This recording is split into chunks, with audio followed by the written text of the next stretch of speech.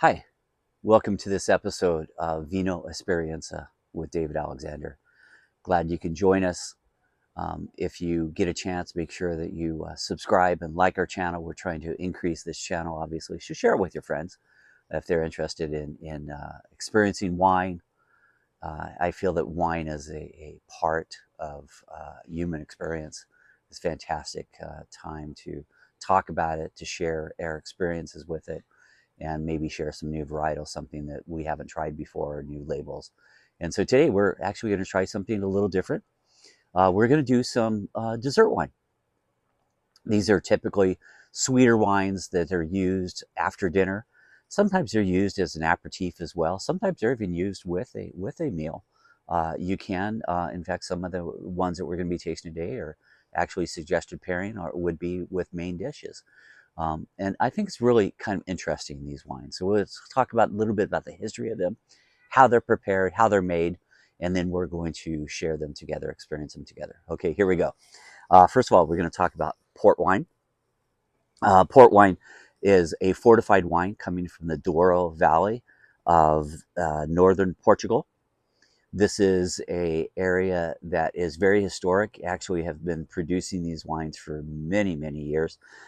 It's one of the earliest established appellations, which basically is an area that is considered to be a very high ranking area, an area that certain wines that to carry this label of port have to come from this area. And so anyway, this is fantastic. The appellation of Douro was established in 1756, the third oldest appellation in winemaking. Actually, Chianti is the first oldest at 1716, and then Tokaj in Hungary, which was in 1730. So this is a sweet red wine. It is the way that they make this. What they do is they stop the fermentation early, probably around 7%, more or less, and then they fortify that with a neutral distilled spirit, usually made with grapes.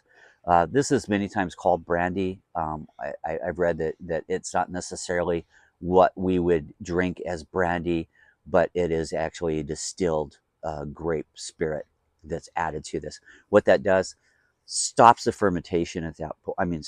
Stops the fermentation at that point, keeping the sugar level at that level, so that sweetness of the bottle of the wine is still at that level. So it's quite sweet, and yet it's also strong. When you fortify it, you're actually increasing the alcohol level of this wine from 7% to 20%. So this is a quite strong drink, made again for after dinner. Can be used as an aperitif. And in fact, port has also been used as a medicinal as well. I call it jokingly the adult cough syrup. At night when you need that little bit of a nightcap to just prepare yourself for going to sleep, it's a fantastic, fantastic drink for that. So this is a fantastic, fantastic dessert wine. Obviously, strong history. Now, let's go to sherry. Now, Portugal, Spain. So this is from the Andalusia area of southern Spain, and this is made with white grapes. If you can kind of see the glasses here, we have the port. You can see that nice deep red. Those are the red grapes. And then in the sherry, you have the white wine grapes that are used here. And so anyway, difference here is how they added the brandy to stop the fermentation about halfway through. This one is actually fully fermented wine, and then they fortified it afterwards, and then they've added sweetness afterwards to create the style that needs to be made.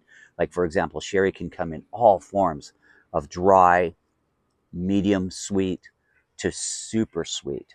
In fact, the Pedro Jimenez form of sherry, which is using a super sweet grape, is the sweetest wine in the world, a Pedro Jimenez sherry. And the difference in aging here, this has been aged. I think this has probably been aged. It's a tawny. It's probably been aged about 5 to 6 years.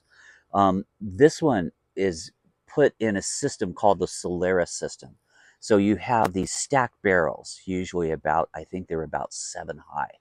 And each of those, as it has a period of time of aging, it's dropped down to the next bottle, to the next barrel, sorry, to the next barrel, to the next barrel. By the time it gets down to the bottom, some of these aging barrels are well over 100 years old, many times even older than that. And you never drain those barrels completely. You always leave a little bit of the residual of the sherry that has been aged prior to that moment. So it's amazing.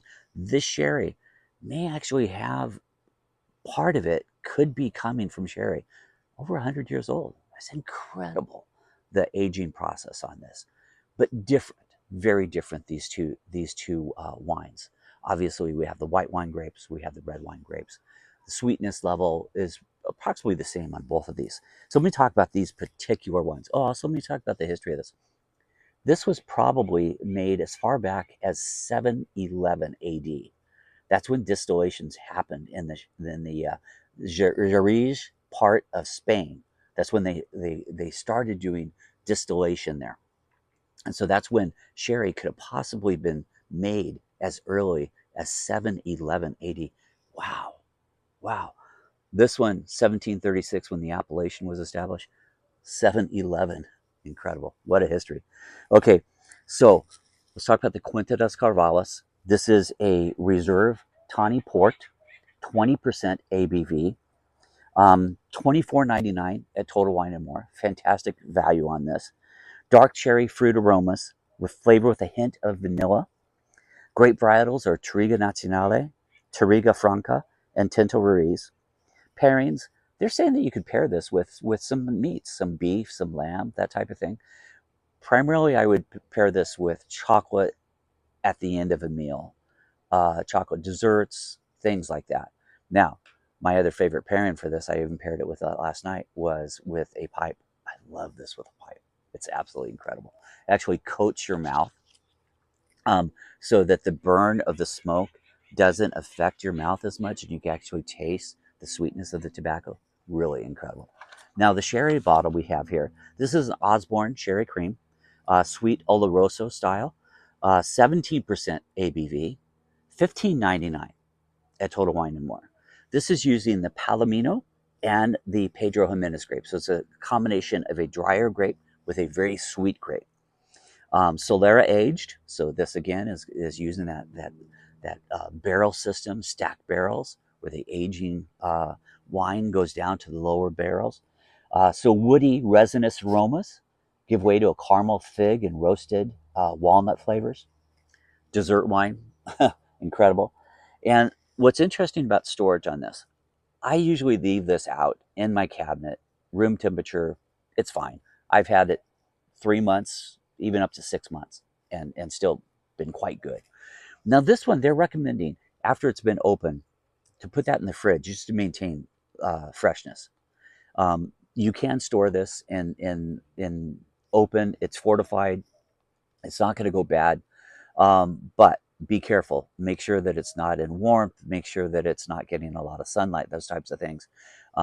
For safety concern, you probably should do that. What the manufacturer is saying, store that in the fridge. Okay, let's just taste these real quick.